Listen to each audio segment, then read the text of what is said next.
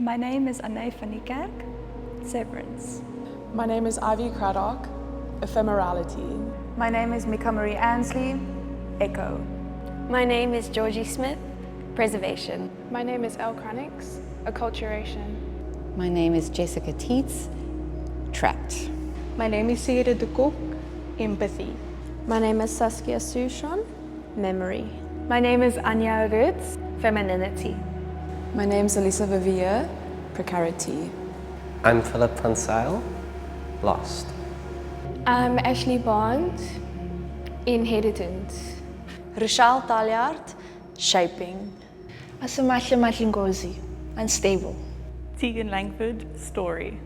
Luka Makani Monsomi, Sanctity.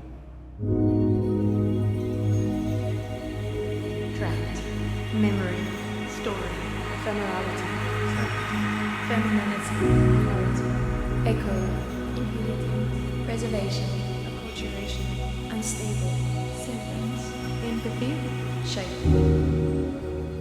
Amy, we're at GUS. It's an art gallery in the middle of Stellenbosch, run by the art department of the university.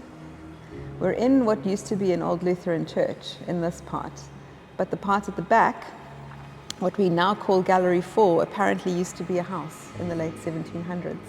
So we're in lots of places all at once. Art from Archives is a project we've been involved in for the last 3.5 years, where we introduce fine art students from Stellenbosch University to the Dutch Reformed Church archives. I've selected various materials from the archives for them over these years, and each different group worked with a select theme or topic. The first year we introduced them to travel diaries from 2 missionaries, and the focus was on food, so how these missionaries felt about food and the things that they ate, as well as the food of the indigenous peoples they came into contact with. This exhibition was called A Square Meal. In the second installation we looked at the everyday, and the title of this exhibition was Present.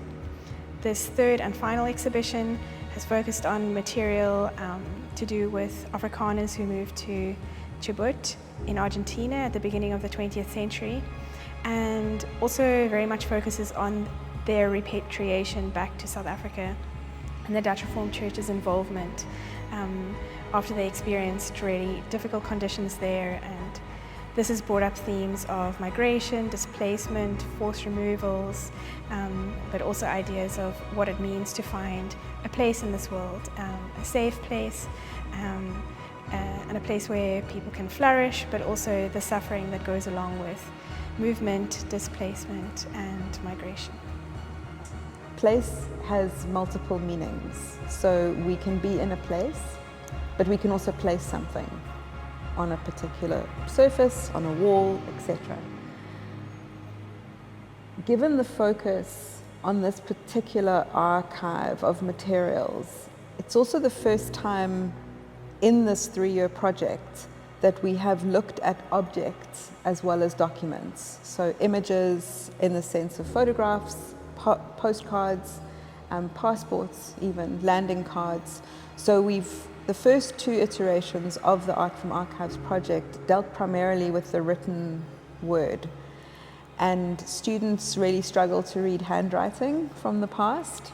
Typed documents can be easier, but also only if it's in a language with which you're familiar. Moving to objects gives a different sense of engagement, I think. Photographs, especially of places that might be foreign to you, can seem quite exotic.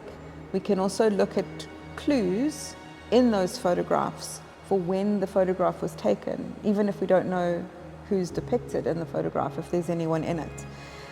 So this idea of place in this exhibition has multiple evocations, I would say, and it was very interesting, as it has been in this project, for students to find their place in relation to this material.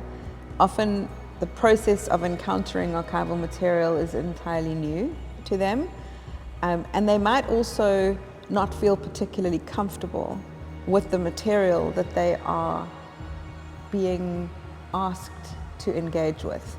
And if they do feel uncomfortable, they need to then work even harder to find their sense of place in relation to it.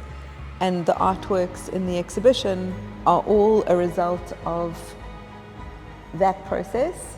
And it should also be said that many of them had a sense of skepticism towards the story. It's a fairly under-researched event, so that created a lot of opportunity for creativity, I think, in that process. But I think the most compelling thing is how each of them did find their own sense of place in relation to it, and that might be a literal place. If the theme was farming, they may themselves have come from a farming community or a farming family, but sometimes that place is more metaphorical.